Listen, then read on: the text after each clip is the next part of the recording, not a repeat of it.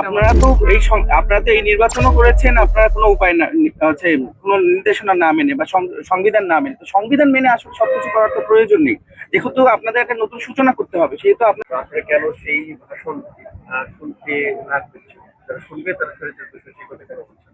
দেখেন, 24-এর গণ অভ্যুত্থান পরবর্তীতে ছাত্র জনতার হাসিনা পালিয়ে যাওয়ার পরে ছাত্র জনতার যে একটা নতুন সরকার, অন্তর্বর্তীকালীন সরকার, সে সময় সিচুয়েশনের জন্য দরকার ছিল। তখন এরকম অবস্থা দেশের ছিল যে সেই সময় দেশের হাল কাউকে না কাউকে ধরতে হবে।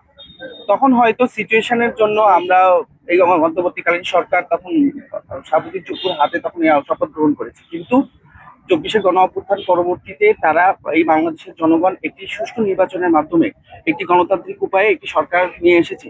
এই সরকারের উপায় উচিত ছিল জুলাইকে সামনে এগিয়ে নিয়ে জুলাইয়ের যে আকাঙ্ক্ষা এটা বাস্তবায়নের জন্য হলেও রাষ্ট্রপতি, নতুন একজন রাষ্ট্রপতিকে নিয়ে এসে সেই রাষ্ট্রপতির মাধ্যমে একটা সরকার গঠন করা এবং একটি সংসদ অধিবেশন শুরু করা।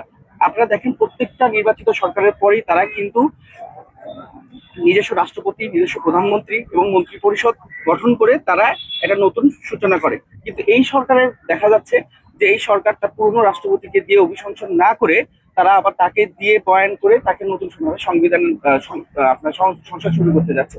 তো আমরা এর বিরুদ্ধে দাঁড়িয়েছি এবং আজকে আপনারা জানেন যে প্রজ্ঞাপন ছিল, আজকে এখানে কাউকে দাঁড় করানো যাবে না। কিন্তু আমরা তো জুলাই গণ অভ্যুত্থানেও তো সরকারের যে প্রজ্ঞাপন ছিল, সরকারের যে বিধিনিষেধ ছিল, সেগুলো আমরা ভেঙে আমরা রাজপথে দাঁড়িয়েছি। আর মানুষের গণতান্ত্রিক অধিকার হচ্ছে গণতান্ত্রিক অধিকার, রাজনৈতিক অধিকার। তারা এই দেশের নাগরিক, তারা এটা চর্চা করবে, এটাই। ভাই, আপনি বললেন সিচুয়েশনের কথা, সিচুয়েশনের সাথে সাথে কি আপনাদের দাবি দেওয়াও কি চেঞ্জে আসতেছে না? তাহলে সেই সময় বললেন যে সিচুয়েশন ছিল রাষ্ট্রপতির কাছে শপথ নেওয়া, এখন আপনার সিচুয়েশন চেঞ্জ হন রাষ্ট্রপতির কাছে রাষ্ট্রপতি অভিশংসন, তাহলে সিচুয়েশনের সাথে সাথে কি আপনাদের দাবি দেওয়াও চেঞ্জ হচ্ছে কি? দেখুন, জুলাই গণ অভ্যুত্থান পরবর্তীতে দেশের যে তখনকার অবস্থা ছিল যে কেউ সিদ্ধান্ত গ্রহণের মতো কেউ ছিল না। যে কয়জন ছিল তারা মনে করেছে যে সেই অবস্থান অনুযায়ী বা সেই মন্তব্য অনুযায়ী ওইটাই সঠিক। কিন্তু আমরা তো একটি নতুন সরকার পেয়েছি, এই সরকারের সিদ্ধান্ত নেওয়ার মতো লোকজন আছে, প্রধানমন্ত্রী আছেন, স্পিকার আছেন, 300 জন এমপি আছেন। তাদের মতামতের ভিত্তিতে অবশ্যই একটা ভালো সিদ্ধান্ত রাষ্ট্রপতি নির্বাচিত করতে হলে তো আপনার সংসদে যেতে হবে, সংসদে গিয়ে তারপর নির্বাচন করতে হবে, তাহলে সেই সুযোগটা আপনারা দিচ্ছেন কিনা? আপনারা তো এই নির্বাচনও করেছেন, আপনারা কোনো উপায় না হচ্ছে কোনো নির্দেশনা না মেনে বা সংবিধান না মেনে, তো সংবিধান মেনে আসলে সবকিছু করার তো প্রয়োজন নেই। যেহেতু আপনাদের একটা নতুন সূচনা করতে হবে, সেহেতু আপনাদেরকে সংবিধান ভেঙ্গেই যে গণ অভ্যুত্থান হয়েছে, সংবিধান ভেঙ্গে এই নির্বাচন হয়েছে, সংবিধান ভেঙ্গে একটি অন্তর্বর্তীকালীন সরকার হয়েছে। তো আপনারা কেন সংবিধান ভেঙে নতুন একটি কিছু করতে হবে? তাই বলে কি আপনাদের ফ্যাসিবাদী সরকারের একজন রাষ্ট্রপতির হাতে আপনাদের নতুন করে সেই পবিত্র সংসদ থেকে আপনাকে আবার কলুষিত করতে হবে?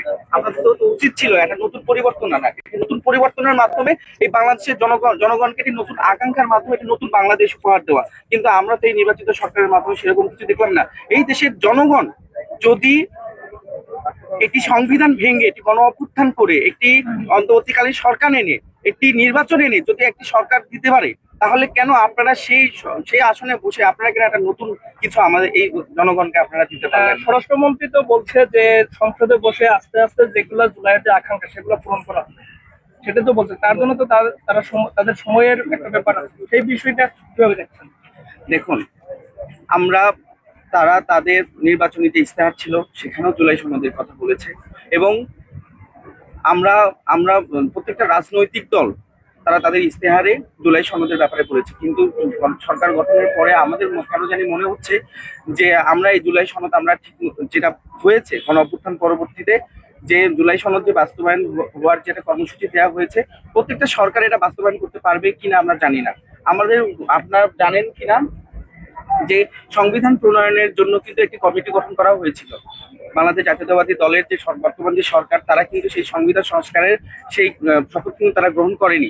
তবে তার থেকে আমাদের ভয় হচ্ছে যদি আমরা যে জুলাইয়ের আকাঙ্ক্ষা বাস্তবায়ন করার জন্য একটি গণ অভ্যুত্থান হয়েছে, সেই গণ অভ্যুত্থান বাস্তবায়ন নাও হতে পারে। এই জন্য আমরা রাজপথে দাঁড়িয়েছি, আমরা আমাদের অধিকার আদায় করে নিব। আর আমরা চাচ্ছি যে আমাদের কণ্ঠস্বর এবং আমাদের কথা শুনে যেন সরকার যেন জুলাই যে আপনার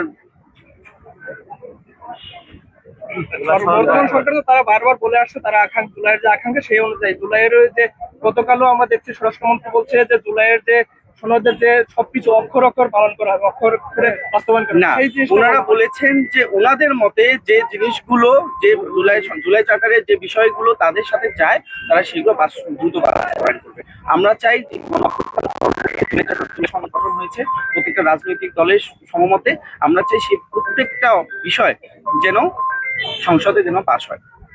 তার জন্য তো আজকে শুরু হচ্ছে, আপনার কি সময় না দিলে তারা কিভাবে? আমরা যদি তাদেরকে না বলি, সরকারকে যদি আমরা রাজপথে থেকে যদি তাদের তাদের বলার আগেই তো তারা বলতেছে। না, তারাই বলছে, তারা বলবে না, তাদের করে তাহলে দেখাইতে আজকে হবে। আপনাদের করে একটা দেখানো করে করে দেখানো পর্যন্ত আমরা রাজপথে থাকবো এবং তাদেরকে এই বিষয়গুলো জানান দিতে হবে।